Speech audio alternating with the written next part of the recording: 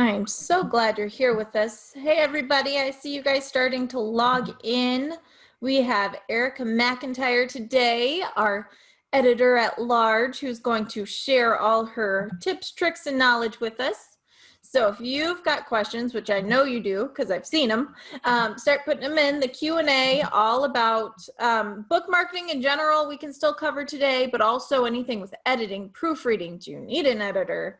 How do I know if my book is edited well? The differences between editing, like there's so much that Ericka is just like this powerhouse of knowledge where like everything, if you've got a question about writing something, as I think your website says, a grocery list to a book, she's got it covered. I have been in this business since 1998, which seems amazing, but it's true. And I have literally worked on every single part of the book publishing process, everything from a copyright application to a development edit to ghostwriting to actually laying the thing out in InDesign. I have had my hands on every single part of a book. These days, I stick to mostly editing. I have no great love for InDesign. I still know how to use it, but I'm not a book designer, and I tell people that.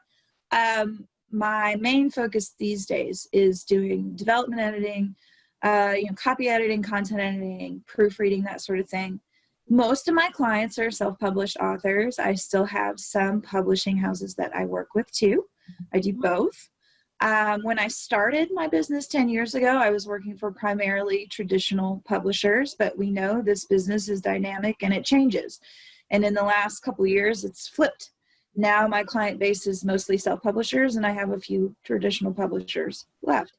And then, of course, I was editor-in-chief of Writer's Digest magazine for over a year, and learned a ton there and met a ton of people, and, got another angle on this business that I hadn't really ever had before. So to me, I feel like it definitely made me a better writer. When you're sitting in a room full of some of the best writers in the world, it makes you a better writer. And it made me a better editor too, because it gave me more perspective on the things that writers struggle with, the roadblocks that writers tend to hit, and how I might be able to help them through that. And also, just some of the mystery of the publishing business, the publishing process. People like you and me, Keri, we live and breathe this stuff, so we just assume everyone knows what we know. But if you're new to this game, it's very murky, it's very intimidating, or it can be. And I kind of feel like my whole mission is to not make it so scary, and to help people along and to share what I know, because I've learned a lot over the years. And I still don't know everything. Every time I tune into a Free Advice Friday, I learn at least 2 more things that I didn't know already. So, we're just here to share and learn. Well, and I love that, because it is something people ask me all the time. How do you know this stuff? Guys, sometimes you guys send me questions and I'm like, oh, I guess I've got homework. And guess what I'm doing? I'm researching and finding things and asking industry professionals. Sometimes I'll go to Ericka and I'm like, hey, I got this question and I don't know the answer. Because that is what community is all about, is pulling from different places and having the power to go to a community and ask questions and get answers. And I think it used to be in the publishing industry that people weren't as free with their knowledge. They were more, no, if I was traditionally published, then I was going to keep my knowledge in my publishing house. And it was very kind of condensed that way.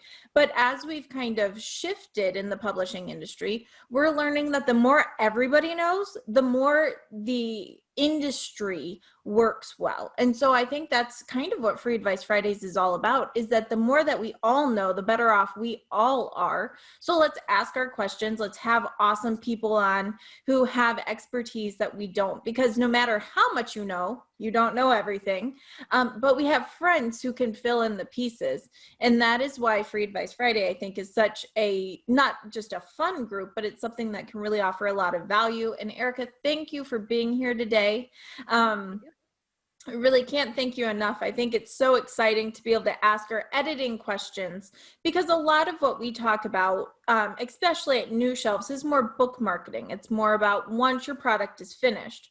But sometimes we get clients who come to us and they have a manuscript, but it's not a final manuscript. Do you get that a lot? Do you have people who are like, I'm done, this is it, will you like, you might have, you know, maybe a sentence change here, a period there, and then it's like a more than they probably thought? I don't think of, well, for one thing, I think it's very tough to call a book done. I do think that perfectionism is your enemy, however. But I think it's very hard to call a book done. And if you've only taken it through one draft, it's not done. I can tell you right now, it's not done. I've gotten books that have actually already been published and have gone to somebody who wanted to make it better, wanted to do something different. And I've had to tell them, well, you've got a gigantic plot hole here. And because you didn't have it development edited the first time, you didn't see it. And, you know, so I'm not sure a book is ever done. I know that a book can be well done. And I know that a book can be poorly done. A book can be underdone. You know, it's like I've had authors who've come to me and I'm like, you're right on the tip of greatness. Like you're so close. Yeah. Here's what I think you might be able to do to make this the book that I think you dreamed, you know? And then I do every once in a while, I'll get a manuscript and I'll be like, yeah, you know what? This is actually pretty well baked, and you just need somebody to go in there and make sure that the spelling is consistent and the punctuation is good. But more often than not, you really do need a deep dive. And it's weird because not all editors can do all things equally well. You know, we all have different skill sets.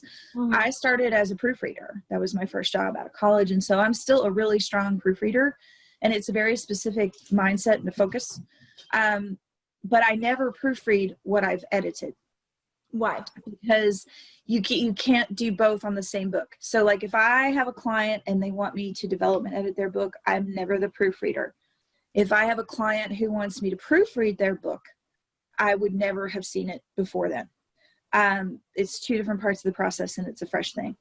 I think that you can always benefit from having someone look at your work. I don't think it's ever a bad thing to get a professional opinion, particularly if you're going to self-publish. You know, it's really important because you look at it so long that you stop seeing things.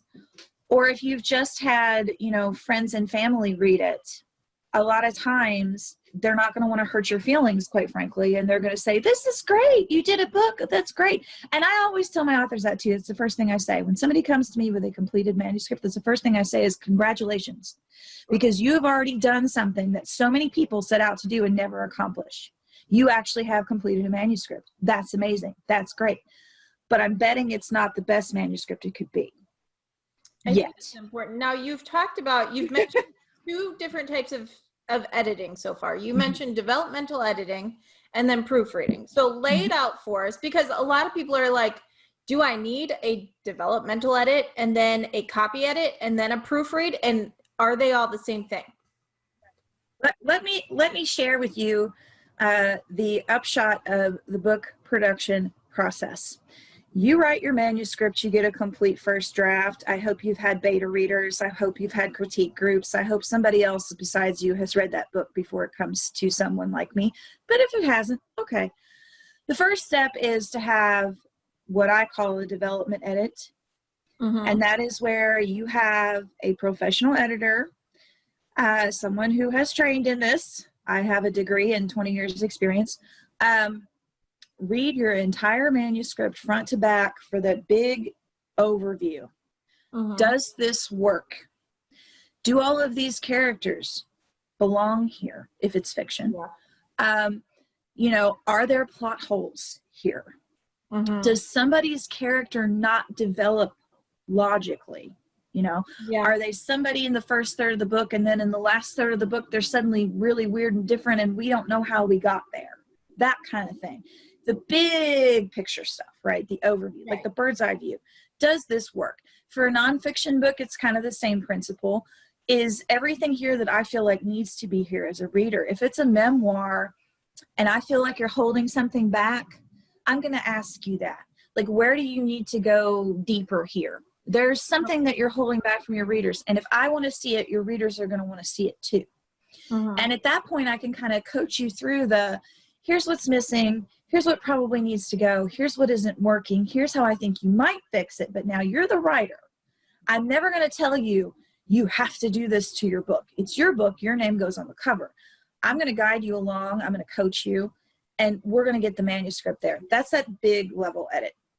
The next layer of edit is like a content edit, line edit, which is where the manuscript is fully baked. It is fully developed. And you need somebody to go through literally line edit, line by line, and make sure, you know, that it's polished and good.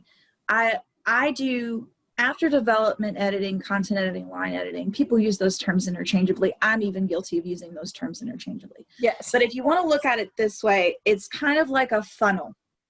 Okay. This big circle at the top is your highest level of edit. Then you funnel down to copy edit. And that's where you hire someone to, punctuation is consistent. The spellings of terms. If you have proper names in there, if it's nonfiction, you know, they check facts, they check dates. If it's fiction, they make sure that Gary is spelled the same way throughout the book. They make sure that, you know, your punctuation is consistent, you know, close quotes, open quotes, all that kind of stuff. It's more mechanical at that point.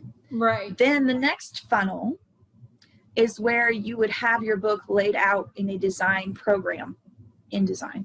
Right. And that's where you get book pages, okay? Up through copy edit, you're dealing with manuscript. That's your Word file, basically. Yeah. Right. That's your manuscript file. And then once that's all cleaned up after copy edit, then it goes to a designer, and then your book is actually designed, laid out, and paged. The bottom of the funnel, the smallest circle, is proofreading. And proofreading is much different from copy edit, is much different from development edit. Proofreader looks for a couple things. They're going to reread your entire book again, start to finish, and they should never have seen it before. And they're going to notice things that your copy editor didn't notice and you didn't notice and your development editor didn't notice. They're going to notice it every time. And they're going to look also at the pagination. Are all of the pages laid out correctly? Are headers and footers present on every single page? They're going to look at, you know, design elements. If it's a children's book, they're going to look at it, you know, in spreads with the art and the text together. It's much more finely detailed. They're going to check they're your dot the I person, you know, cross every T and dot every I person. They're the last gate before you publish. And to my mind, you absolutely need each level of edit. A proofreader is critical.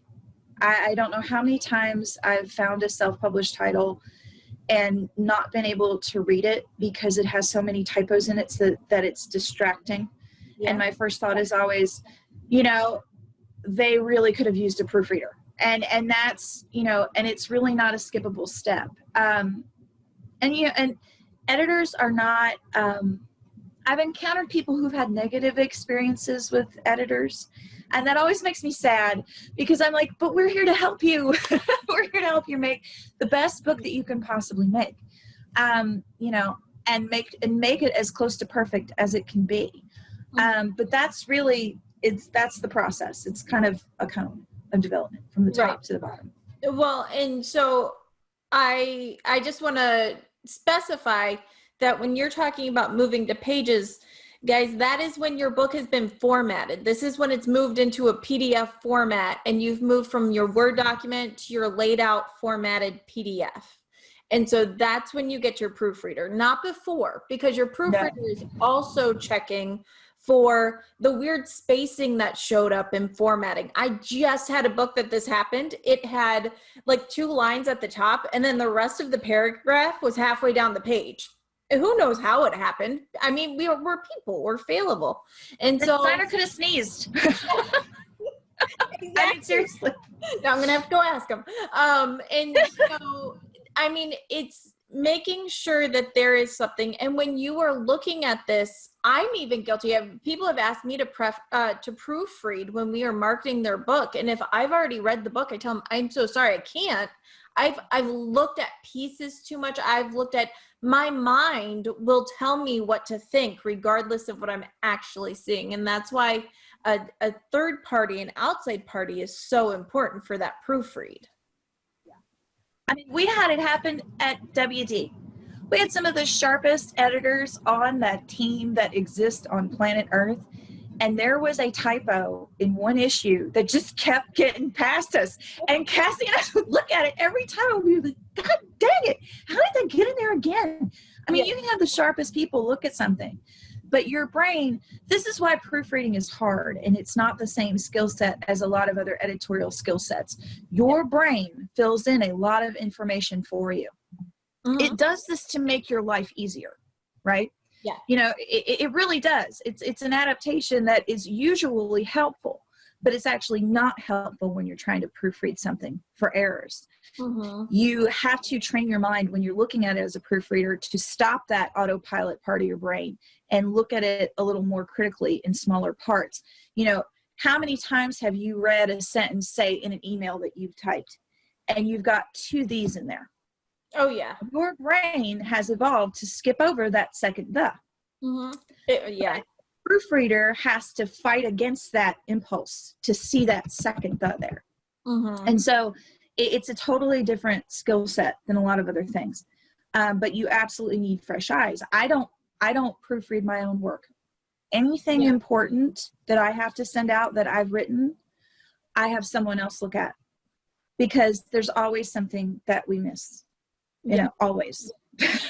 Just every time. I think that's so important. Now, what happens when, sometimes you said some authors say that they've had bad experiences with editors. Do you think that is because, I'm sure there are some editors who just aren't the most people-y, but in my experience, most of the time when that's happened, it's because the editor is telling something the author doesn't want to hear. Do you run into that a lot? And as a writer yourself, how do you keep an open mind while not, I mean, it's personal. You can say it's not personal, but it is. You spent hours writing this book or this manuscript. So how does that work together? And how can our authors work with editors in a really cohesive and positive way? Right. I mean, that is a challenge, you know, and a lot of this, hey, guess what? Art is subjective. Did you know that? Art is subjective and writing is art. And I might love a book that someone else goes out on Amazon and says, I wish I could give this 0 stars. It's the worst book I ever read in my life. This entire business is subjective. But for me, I am a critical thinker and a critical reader, and I have been doing this for a very long time. And so if I tell you there's something wrong in your manuscript, it is not to make you feel like you're a bad writer or to challenge you as a person, other than to, I think there's something good here and I think it could be great, and here's how I think you get there. To me, the writer-editor relationship is just that. It's a relationship. Yeah. And if you come to me and you're going to pay me for my services, I owe you honesty. I always think about the relationship between being nice and being kind. Yep. You know, when you're nice, you tell somebody, oh, it's great. Your book is totally great. But sometimes the kind thing to do is to say, you have some material in here that I think is not going to fly, and here's why, and it's going to hurt you as an author, and it's going to hurt your book. And to me, that's more kind than nice. Yeah. And it is personal. And when I've gotten feedback on my own writing, you know, it can be crushing to think, oh gosh, I thought I did this fantastic job on this, and now you're telling me it's terrible. And and I'm still a freelance writer too. And I still work with editors, and I still have editors say, hey, you didn't knock it out of the park this time, McIntyre. And I'm always like, damn it, but to me, but that's how you improve. That's how you learn, and that's how you grow, and that's how you improve. And the other thing too is that, mutual respect. Yeah. I've had to give authors really bad news before. I have a client who I've worked with for 4 books over 7 years. And he sent me a manuscript and it was not working. It was not there. And he'd written 2 great books before it. And so I was so shocked. I was Yeah. like, what happened? And I had to have a really difficult conversation with him. And he ended up scrapping the entire book. Oh, Now, that doesn't happen very often. That's a rare thing. But I think it's testament to our relationship that I could have that difficult conversation with him, yeah. and that he could take that from me and see it and understand it and agree. And now he's working on another book that's fantastic. Like, and I can't wait to read the whole thing. But it is, this is personal. It is personal. Yeah. You're bleeding your words on the page. It is personal. But I think that, how an editor approaches the author and the feedback, I don't know if you can tell, but I'm a people person. So, I'm a little different. And, editors get this rep as like these persnickety, introverted, look down your noses kind of people. And I don't know anyone. I don't know any editors like that. I think there might be some. I don't know any. And I have people who will send me emails, or they'll tweet to me or something, and they'll be like, oh, I'm so sorry, there was a typo in that. And I'm like, guys, I'm not reading your emails and your tweets for typos. I make typos all the time. All the time. You're the guy Because I freely email Ericka, and she will not send your email with corrections. No, because I think faster than I can type, so I make typos all the time. And it was, in fact, a running joke with the people at WD that if I ever send you a text or an email that's perfect, I've been kidnapped, because that's not me. But now I'll help you get your book perfect, Intention. It's all about your intention and what you take time Right. for. Yeah, for sure. I started reading before I even got to kindergarten. So I am super passionate about books and reading and writing. And it goes a little over the top sometimes. I don't know if you can notice that either. But for me, it's like this is what I always say. I meet my authors where they are, not where I am. Mm-hmm. That's, I think, the difference sometimes. I am very flexible in how I'm willing to work with an author. And I don't know if all editors are like that, or if I'm just a weirdo or what. I know that it works for me, and I know that it's worked for the authors that I've worked with. Right. Which I think is important. And part of that, so a question that we're getting in a lot is, let's talk budget. Because if you're going through several phases of edits, that's not cheap. So number one, how do you work with an editor within a budget? And number two, if you have to skip one of those steps, if you can only get a developmental edit and a proofreading edit, is that okay? Is there something in between that you can use to kind of help fill in the gaps at a much more budget-friendly option? Yeah, budget, and that's the tough one, because, freelance editors like myself, we like eating. So we do have to charge, some of us a little too much.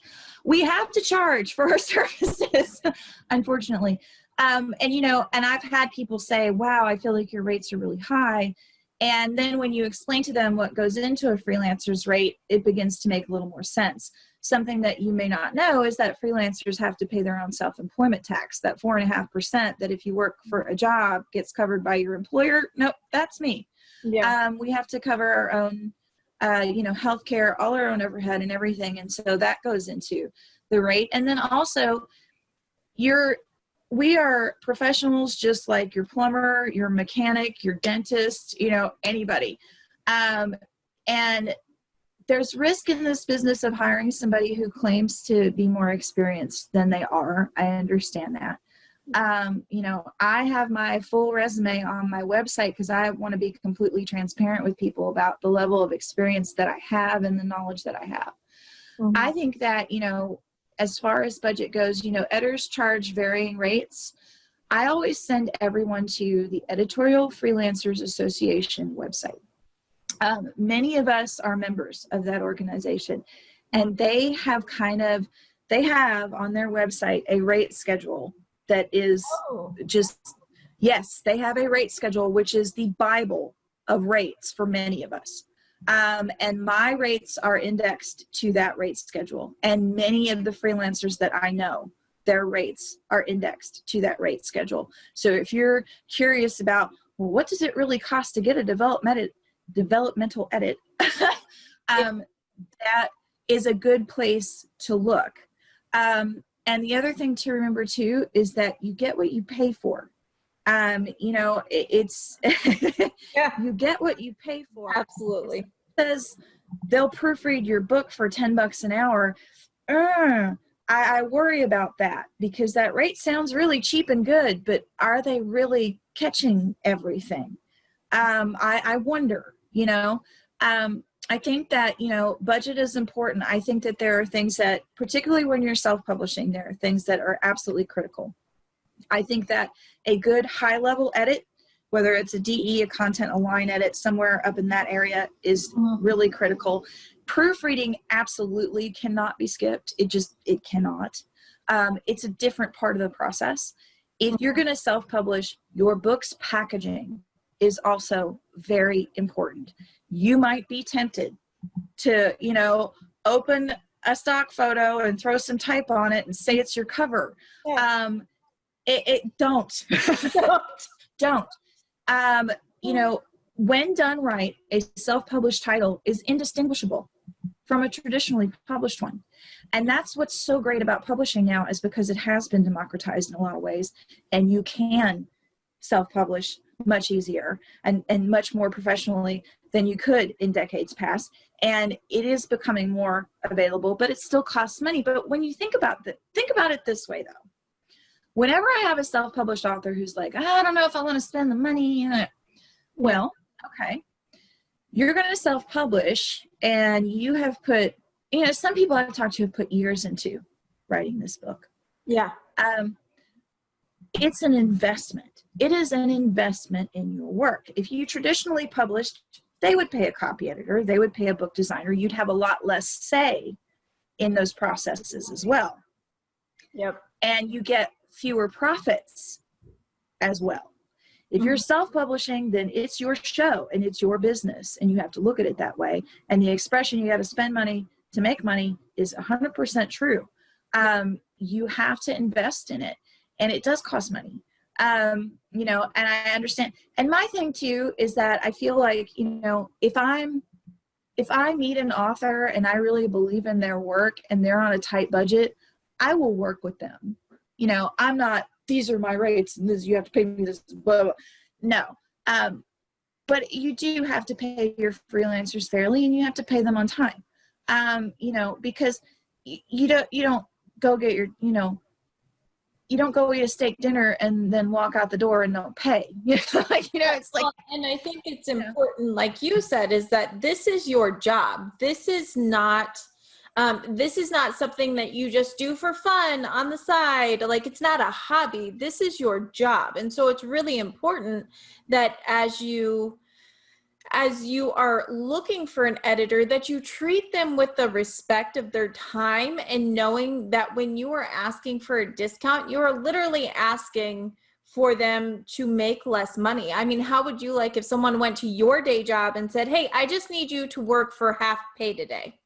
How does that make you feel? And sometimes there are situations at times where it's like, look, I'm doing this maybe I call Ericka and I'm like, I have this opportunity to help a nonprofit, and can you join me? And sometimes absolutely, but we have to carefully choose how we do that and make sure that we're not overstepping, especially if we do have a good relationship with that editor, to ensure that we're not taking advantage, because we want to have good relationships with a lot of respect, knowing that what your editor or your proofreader brings to the table is valuable to you in your book.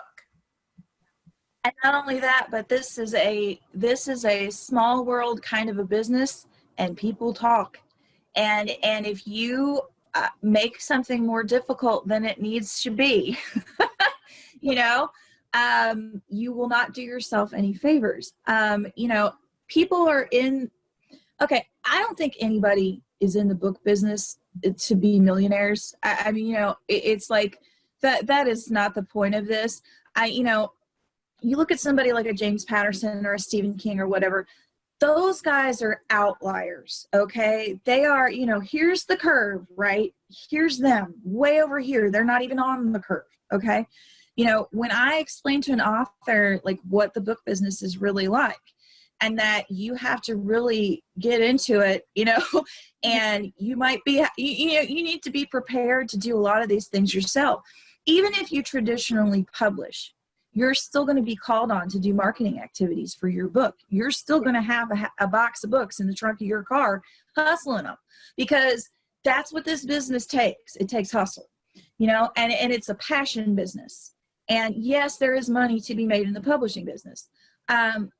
But if that's your sole motivator, you're going to be very disappointed. That is not, this you know, is how to get a, well, not even a get rich quick, but it's not even, people in the publishing industry are usually in the industry because they love the industry. It's something like, I had a career in a different marketing field, but when I had the opportunity to work with books, which is my love and my passion, I remember the first time that I ever walked into a library and got my own card and maxed that thing out. I said, I am going to work with books one day. And when I had the opportunity, of course I jumped for it. It's a passion. It's choosing to love what you do every day. But I mean, of course, you have to have some type of knowledge that not everyone is E.L. James or James Patterson, and most of those people did not become as popular and as famous as they are without putting a lot into it, a lot of years, a lot of time, and also a lot of money. Even the traditionally published people, I mean, E.L. James, she did huge marketing before she made it big. So I think that's important to remember as well, that it wasn't like, oh, someone famous just happened to find them in a bookstore and say, I love your book, I'm going to talk about it. Kim Kardashian show up and say, oh, I love this book, I'm going to put it on my Instagram. Not for most people anyway. No, I was just going to say, you know, I interviewed when I was at WD. I got to interview some really big name, super best-selling authors. I interviewed Karen Slaughter, and I was super intimidated going into that interview. But she's the best of the best, right? I mean, and she's had, you know, fantastic success. And when I talked to her, she was completely humble, completely hardworking, completely down to earth. You could tell that she had worked her butt off to have the success that she's had. She put her whole life into this. You know, I interviewed Alice Hoffman, and it was the same deal. You know, it's like, I won't say there's no ego there, but they understand that this is a job. You know, Alice Hoffman said, writing is rewriting. You know, I have interviewed authors for many years now. And, you know, I always ask them, what's the secret sauce? You know, what's the magic stuff, you know?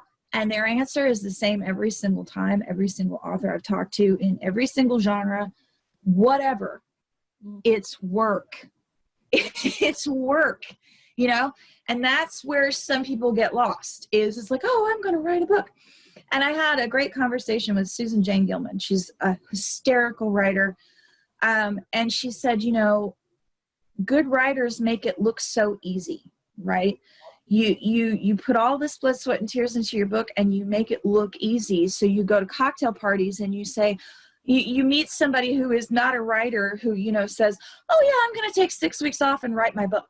Yeah. I figure if you can do it, I can do it too. It's like, yeah, sure. But that, you know, the end of the day is you have to be completely dedicated to it, and you have to be willing to do any job on a book, you know.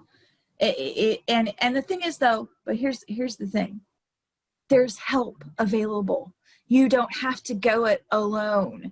Yes, you're a self-publisher, you know, you're a sole proprietor or an LLC, and it's just you, but it's really not just you, because there's an entire community of other writers, of people like me who sit on both sides of the desk, people like you at News Shelves.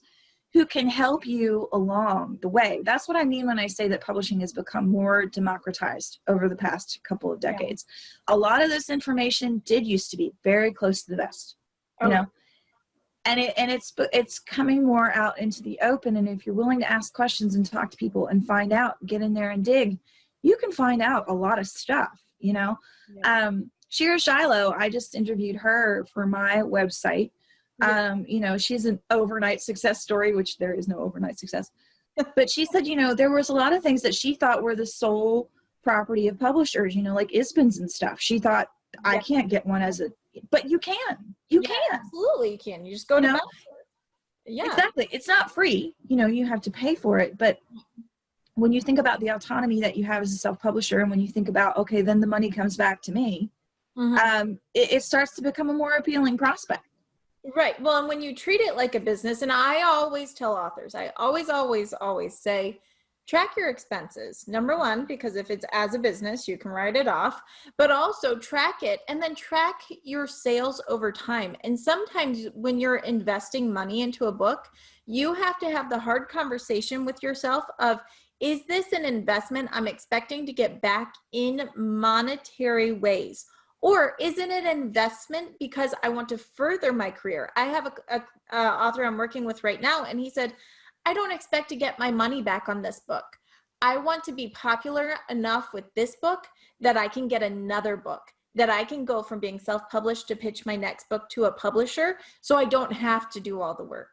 And so you have to know what the reward is for you. Maybe that is spreading your message. Maybe it's just you love to write and it is more of a hobby, but it's important to know so that as you are investing your time, your money, that you know realistically what you expect to get out of it. And if that's okay with you, because if you're going to become bitter around the idea of investing your time, your money, well, then maybe it's not the best for you to self-publish and put it out there. But that's a very personal decision that authors have to really sit with themselves and answer for themselves, because it's important. If you want to be successful, you have to invest your time, your money, your energy, and that's what it takes. And it does take time. It does. You know, and I have that conversation with every author that comes to me and says they want to hire me, they want to publish a book, whatever. I ask them, you know, why? Why do you want to publish a book? What are your goals for it? Where do you see it going? And based on those answers, it helps me kind of determine whether I'm the right editor for them or not, because I'm not the right editor for every author. You know, and I have had to tell people, you know, I just don't think this is going to work. And I don't think, you know, I'm the right fit for you. But I take the time up front when somebody comes to me and wants to publish a book, and I ask them a lot of those same questions. Well, what are you willing to invest in this? What are you willing to do? How far are you willing to go? What would you like to see happen? And based on those answers, it kind of tells me where they are with it, you know, because sometimes they're not ready for me, you know. Oftentimes they are, but sometimes they aren't, you know. And I just always try to give them the guidance, you know, that I can. And again, a lot of it's still subjective, but, you know, if you're going to pay an expert to work on your book, trust them, you know, trust them. Thought to what they say. That's what, and I'm sure you run into this, and I say this as well, is that I don't always expect you to take my advice, but I do hope that if you're paying me for it, that you will sit with it and you will give it some honest thought, because it is your book and your name is going on there. But I wouldn't say it and you wouldn't say it. No one that you pay is going to just throw things out there to hear the sound of their own voice. Well, maybe a few, but we try not to do that at least. If you're paying someone, generally they are doing the service for you, which is so important. It's like I said, you know, if you're really going to pay somebody, I hope it's because you're willing to listen to them. Yeah. And you know, and it's like I said, you may not agree with me. That's okay. You're allowed to disagree with me, and we can have a reasoned discussion about it. And, you know, and I've had conversations with authors where they have brought me around to their way of thinking, because there was just an angle of it that I didn't see. Yeah. But, you know, for me, I know a couple things. I know content, you know, and I know, you know, my main goal if I'm editing your book is I'm looking at it as, you know, a reader picks this up. What do they want? What do they want to find? What do you owe them? Because you owe your reader a lot of things. What do you owe them? You know, and I'm looking at it that way, but I'm also looking at it from the perspective of 22 years in this business. And at this point, I know a little bit about what will fly and what will not. Yeah. And, you know, and if I tell you this is not going to fly, I'm not saying that for sport. You know, I am saying that to prevent you from doing something that would not be successful for you. You know, because I see your success as my success, right? I want my authors, that reflects well on me. If you do a great book and have great success with it, well, great. You know, I can tell people, hey, I worked on that book and look how well it's done. I get to be proud of it, you know. And I mean, my name as the editor never goes in the book. We work in the shadows. You know, every once in a while an author will put you in their acknowledgments and it's like your little moment in the sun. But usually, you know, I work behind the scenes. But I'm totally fine with that. You know, I'm fine with that. But, you know, it's like we're going to see stuff that you just didn't see. And again, it's a conversation. You know, if you feel really adamantly that that subplot needs to stay in there, well, you know, okay. But there's hills I'm willing to die on as an editor and there's hills I'm not. You know, but if I tell you that this is going to be read, and I have had this incidents in the past few years, if I tell you that something is going to come across as racist or sexist or anything like that, you had better listen to me. You know, and even, and this is the other thing too, I am sure you didn't intend it, you know, but this term is now considered problematic. And here's why. Please don't argue with me on that. Please don't argue with me on that. You know, there are a lot of ways that an editor can save a writer from themselves. We all have blind spots as writers. We all have bad habits that we fall into as writers. I have been writing since I was in high school, and I make the same mistakes all the dang time. It's always valuable to me when somebody else comes in and says, hey, you know, you're doing that again. My author, Barry, the guy that had to throw a book away, I worked with him for 7 years. I love him to death.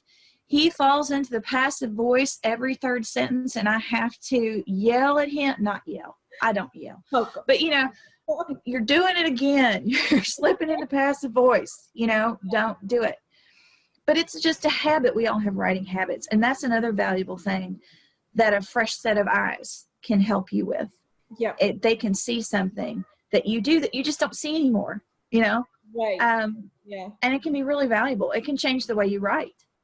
Absolutely. You know? Now, a question's coming in from Linda.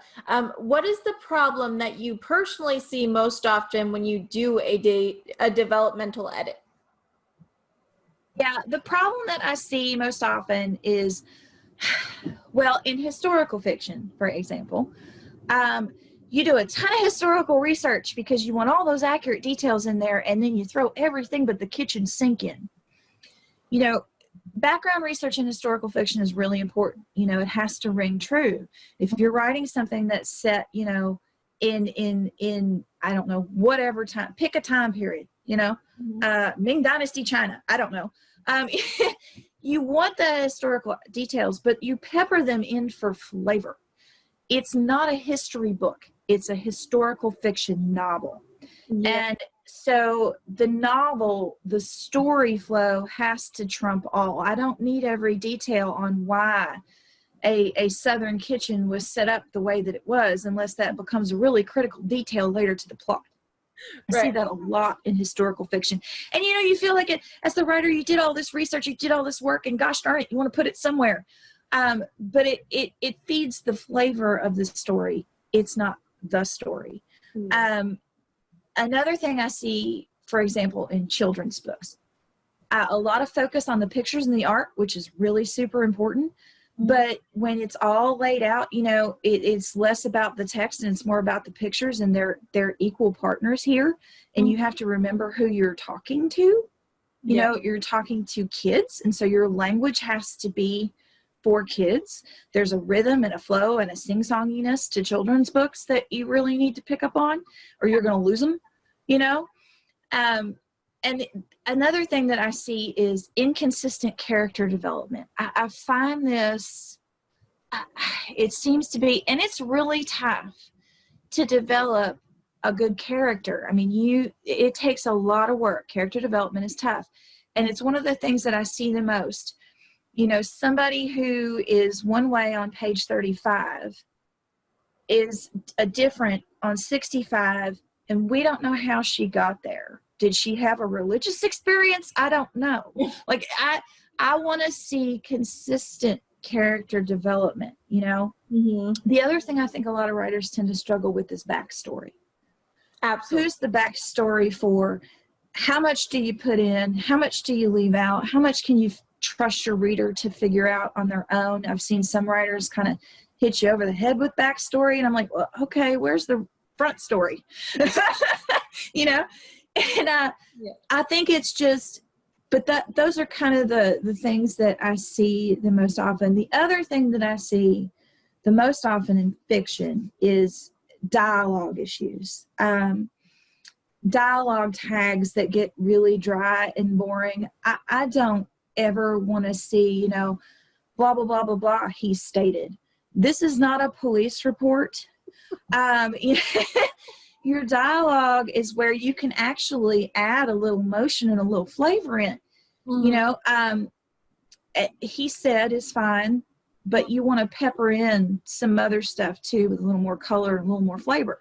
Right. I do a lot of memoir as well. I tend to focus on, I used to do a lot more nonfiction. Now I've narrowed my nonfiction down to creative nonfiction. Memoirs that read like novels. Think Educated by Tara Westover, something like that. Mm-hmm. I didn't work on her book and I loved it. I wish I could have. But memoirs like that are almost novelistic in the style of telling, mm-hmm. but they're true stories. You know, I work in that genre too. And the thing that I notice a lot in memoir is the fear that I'm afraid to write this about this person. I'm afraid how they're going to take it. Mm-hmm. You know, and that's the other thing I see in memoir is, again, you know, I had a conversation with an author. She was really struggling to tell how much of this do I tell and how much of that do I tell. And I was able to help her figure out that her book was about her daughter's childhood, not her own. You know, that's the kind of thing that an editor can help you do. We can help you figure out what is the golden center of this story, and how do I stay true to that on every page? What is the thread that needs to weave through every single page to keep this together? Mm-hmm. That's one of the things that I work on doing. You know, because there's things that are extraneous that would be nice to have in there, but what do they honor the center? You know, do they really belong? Right. And a lot of times they don't. And I see that a lot with stories and authors and memoirs especially. It's like, well, this happened and this happened. And it's like, yes, but does it, like you say, honor the center? Does it come back? Does it tie in? Because if not, it could be a cool story, but make it into a blog. It doesn't need to be in your book. Well, and that's the other thing on memoir too that I wanted to say. A lot of times people confuse journal entries with memoir. If you are writing a memoir, there has to be a key takeaway for your readers. There has to be a get in it for them. Otherwise, it's just your own personal journal, and that's great. And I believe that all writers should keep journals. I actually believe everyone should keep a journal, but it's not a memoir. It's not a book, and it's not a story that you share with other people. There has to be a key takeaway for your reader, always. Otherwise, it's just an exercise for you. Yeah, basically. And I know that sounds harsh, but that is what it is. There has to be something in it for the reader. Right. I mean, if I wrote a memoir right now, it would be like, it would be boring. It may be cathartic for me to write, but people reading it would be like, great, she's lived the good life.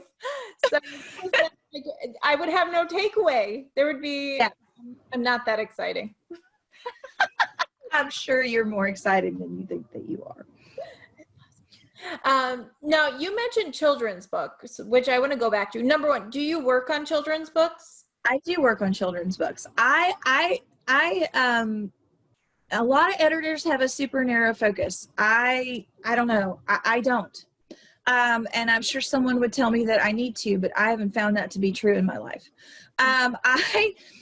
The reason why I have such a broad focus, I think, is because the publishing company that I started out at 20 years ago now, they did everything. They did fiction, they did nonfiction, and they did children's books. And I was trained on all of them, which was wonderful. They were a tiny nonprofit publisher. I made 2 dimes and a nickel to work there, but I learned publishing from the ground up. I worked my way up from editorial assistant to production manager at that house. And it was an education for me.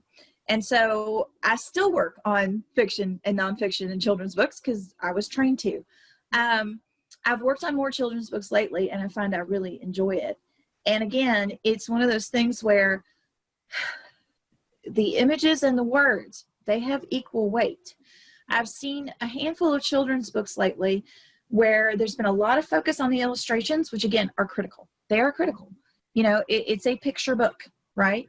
And even a lot of children's chapter books have illustrations in them, which are charming and wonderful, and they draw you in, and they're great. They let you picture these characters that you have created as the writer, you know, and the importance of the relationship between the writer and the artist, you know, is really critical. But don't forget that your words are important too. Yeah. Don't let the art overpower the words on the page once it's designed. And in the writing process, make sure that you understand who you're writing to and who you're writing for. You know, you're writing a children's book, and so it has to be readily understandable to children.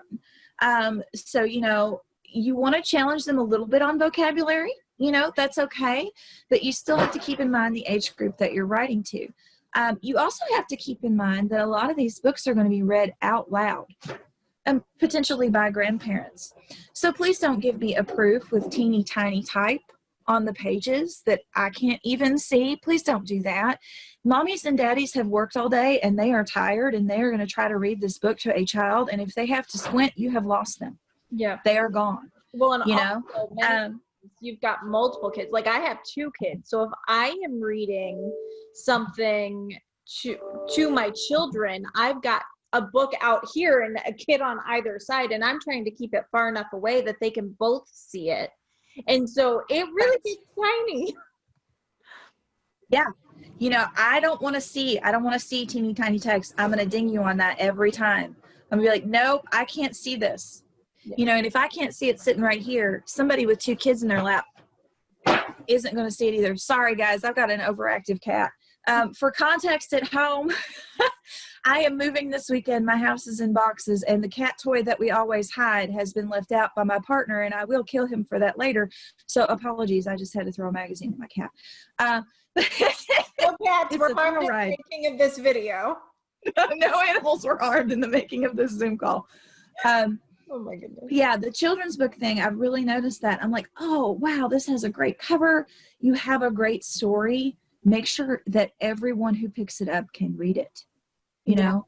And that means bigger type, and it means not centered. It means, you know, flush, like left align text. And there's just a lot of different things that make text harder to read and easier to read. And so when I look at a children's book, you know, when I proof it, I pick those things apart. And then, you know, when I look at it as a content editor, development editor, I'm looking at the language. Is this something that are there children like patterns? And flow. I call it, you know, that sing-songy language, you know, lines that repeat, they're almost refrains, and you draw them in that way. And, you know, I think about when I was reading books to my sister when we were growing up, the books she loved the best were the ones that had things that repeated in them. This is how you teach a child that a book is a comfort. And that, I think, is priceless in children's book writing. You're actually, you know, a kid's first exposure to books and how magic and comforting they can be.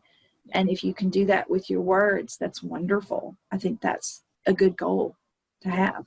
Absolutely. I love that. When people are looking for an editor, a proofreader, number one, where do you have any suggestions of where to find these people, where to find competent, honest people? And two, how do we interview them? Should we interview an editor? What questions are crucial to ask to make sure that you're finding the right editor for you? Right. You know, there are a lot of people who hang their shingle out as an editor, who aren't necessarily. There's definitely websites like before I mentioned the Editorial Freelancers Association. That is a really good place to look. The ACES is their acronym. It's the American Copy Editors Society. ACES is a good place to look. I find, you know, most of my work comes from word of mouth. You know, I worked with somebody over here and they have another friend who's a writer, and, you know, and that sort of thing. You know, Twitter is where, you know, book publishing lives on Twitter. And I know that, you know, the relationship with social media for most of us is fraught. But I live on Twitter for a reason, you know, and that is because that's where a lot of book editors live. And I think that when you're picking an editor, you know, it's like I said, I'm super upfront on my website. If you go to my website, you can see examples of the work that I've written, and you can see my whole resume, and you can contact me, and I will gladly have a conversation with you and answer any question you have. Well, what kind of books have you worked on? Because I don't work on every kind of book, you know. I've made decisions over my career about, you know, what I'm better at and what I'm worse at, and what I know more about and what I don't know more about. You know, there are things that I don't work on, but there are things that I do. And so, you know, ask, if you are a historical fiction writer and you're considering somebody as your editor, ask them, have you ever edited a historical fiction book? Ask them, you know, what historical fiction books do you like? You know, if you're not reading in the genre that you want to write and edit in, you're in trouble. You know, you should be able to point to books that, you know, that you liked or loved or didn't like, and you should be able to articulate why. You know, you want to ask them if they have a degree and what that degree is. You want to ask them, you know, and I've done the thing where people have said, you know, what books have you worked on? And I just send them a bunch of Amazon links of books that I've worked on and said, you know, here's 6 books like yours that I think are similar, that, you know, and take a look at them and see what you think. You know, I've done sample edits for people. You know, I don't do much of it at this point of my career, but especially if you're going with somebody who's newer to this, I think requesting a sample edit is perfectly reasonable. And plenty of us will do it. You know, give me your first 10, 15, 20 pages and I'll take a look at them and tell you what I think. And that goes both ways too. You know, I don't know if there's anybody on this, in the Zoom, who would like to be a freelance editor, but you know, that it's a two-way street. You know, if I read somebody's first 20 pages and realize that they're not ready to be edited, or, you know, that, or it also helps me determine the level of edit that you need. You know, if I read that first chapter and it's in really good shape, I'm like, you know, you need more of a line in it than a development edit, you know, that kind of thing. But I think it's important to ask as many questions as you feel like you have, you know, and a good editor will answer them, and they will be honest with you, and they won't treat you like it's a bother, you know, because it's not. You know, this is a business relationship, and it's a partnership, and it's designed at making you successful as an author. And so, you know, ask them what they've worked on, ask them what they work most on, ask them, you know, about their prior career. I think it's perfectly fair. You know, you wouldn't hire, I mean, I hope you wouldn't hire somebody to drill your teeth just, you know, off the street corner. Like you know, what do we all do when we need a professional? We ask people for recommendations. That's another good thing to do too. You know, go out on LinkedIn or go out to your writer friend groups, which I hope you're in if you're a writer, and say, you know, hey, have you worked with an editor? Do you know anybody good? I mean, you know, that kind of thing. You could find somebody good that way too. There's tons of websites where editors can list themselves as available. Readsy is one where you can find editors.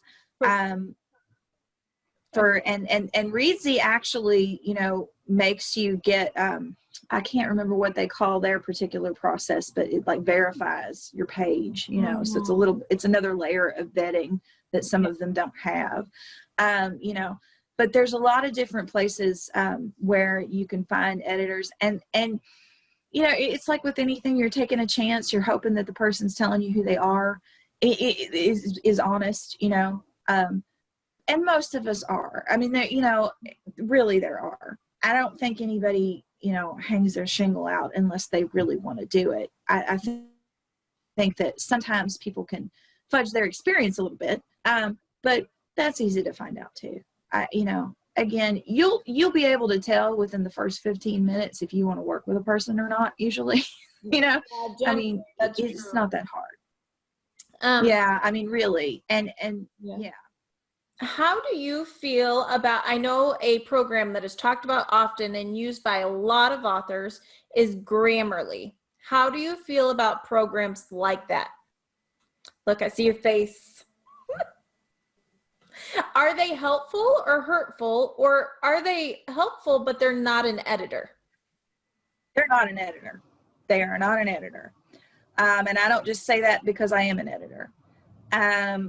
I worked for a company where we had Grammarly installed on all of our machines, and then we took it off. I think that it is helpful. It is helpful, you know, if you are a person who struggles with certain basics of grammar and punctuation, etc., it is helpful, but Grammarly is no replacement for an editor. None of those programs are a replacement for an editor. They're a boost. They're a help. You know, if you struggle particularly, you know, some people struggle with commas. Some people habitually misspell IE words. Me.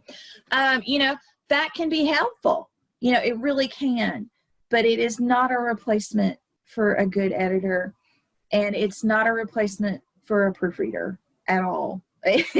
You know, it can catch a lot of stuff, but it also catches stuff that's not really an error.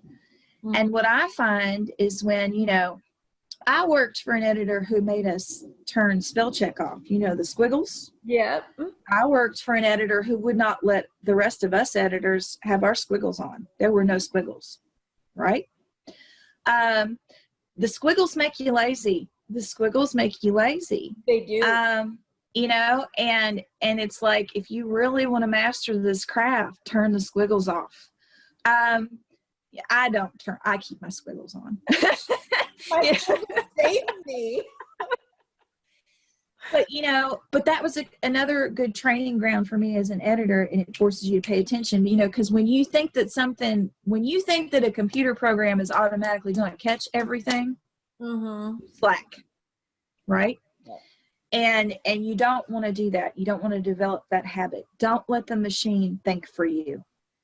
You think for you. And that's why we see so many, you know, two and two, where, you know, there's TO, there's TWO, and there's TOO, and that's a common thing, there and there, and there are things that they're not necessarily, it's not a misspelled word, but that doesn't mean it's not a misspelled use of the word. Not catch homonyms, it will not catch a lot of things, and you'll think that you have a perfect piece, and you don't. And you don't. I think it gives people a false sense of security sometimes. I think that's the main issue that I have with it. Yeah. I think it can give you a false sense of security, and I don't think it's not enough. Yeah, absolutely. I've got 2 more questions, so we're winding up. I know we had so many questions for Ericka today. The first question here is, how do you know, when do you call a manuscript good enough or well done? How do you know when you've done enough to put something out? And how do you manage that fine line between having a well done book and being so internalized that you never put it out? Yeah, the perfect is the enemy of the good. That expression holds here. And perfectionism is something that it's a bone I have had to break in myself multiple times. And I always tell my writers, don't self-edit as you write, get it out. You know, a lot of times you hamstring yourself in that first draft. Yep. Well, this isn't perfect yet. It ain't going to be. Pardon my French. Yeah. You know, I think that, you know, so much of what I do is an instinct thing, and it is subjective, and it is hard to know when it's done. But I think that, you know, if you've done the work of writing and revising, if you've had a good edit done on it, if you've had it designed, if you've had it proofread, you know, I think that at a certain point you do have to let go of it, and you do have to let it out into the world. If you have skipped steps, if you have cut corners, you probably don't have a well done book. But if you have done everything that you can do to take it through all those steps of the process that I mentioned before, you know, the big funnel, I think once you get past second proofs, you're ready to go. And I think, you know, and I don't, like I said, you know, perfectionism is not your friend here. You want it to be as close to perfect as you can get it. But ultimately, you have to put it out. You have to let it go and let it fly. But if you have had people that you trust look at it, I think it's ready, you know. And it is a leap of faith. This is all a leap of faith. But if you haven't skipped any steps and you haven't cut any corners, then you have a book that's ready to go. Yeah, I like that. I like that a lot. This last question is actually not specific to editing, but I want your thoughts and opinions anyway. We have someone who's writing in that said, last month the colleague asked permission to speak to my agent. Last night he thanked me and shared that they just got him a big book deal. The book is similar to mine. Mine got in advance 1/5 the size of my friend's book. Do I address this with my agent? And if so, how? Any advice welcome. It's anonymous. Wow. I'd be hotter than a hornet if that was me. I would not be happy. Wow. That's interesting. I wonder about that. Now, wow. What we have though is, were these books sold at the same time? Were they sold years apart? But yeah, I mean, there's more to question there, you know, because the market fluctuates, and a book that's hot right now, you couldn't have sold 18 months ago, and vice versa. Oh, absolutely. You know, and again, keeping in mind that, you know, a lot of books that get rejected 16 times, that 17th one is the one that hits. Or, you know, you come across an editor's desk and they're having a bad day, you know, and it's tough. There's a lot of tricky stuff in this business, but 1/5. That's a big difference. That's a big difference. If they are very similar. Yeah, I wonder how similar. And I want, you know, there's more things that I wonder there. Exactly. So I don't think there's any good advice, but I think before you go to your agent, number one, I think that you have to really look at how similar. Are they same page length? Is yours more niche? Is one more broad appeal? Does the other person have more name recognition? Is there something out there that's different? And if it is farther away, and I'm getting a message that it was a year apart, I mean, let's look at it. If it was last week and it's September 2020, and then something sold in September of 2019, the world has gone crazy since then. So I think I would have a very self-internalized kind of look at, is it because that things have changed? Is there a reason that something would be more popular or fetch a higher price now than it did before? I feel like too that, you know, if you're going to continue to work with an agent, you have to have an honest, fair relationship with them.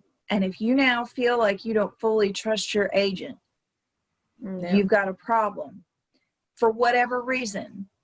And I think it would be fair to not come at them hostilely. We never want to assume motive, because often we are wrong. We never want to assume negative motive. But I think that you can ask a question. Mm-hmm. Because, the only relationship that's more important than an author and an editor is an author and their agent, right? That's and it, yeah.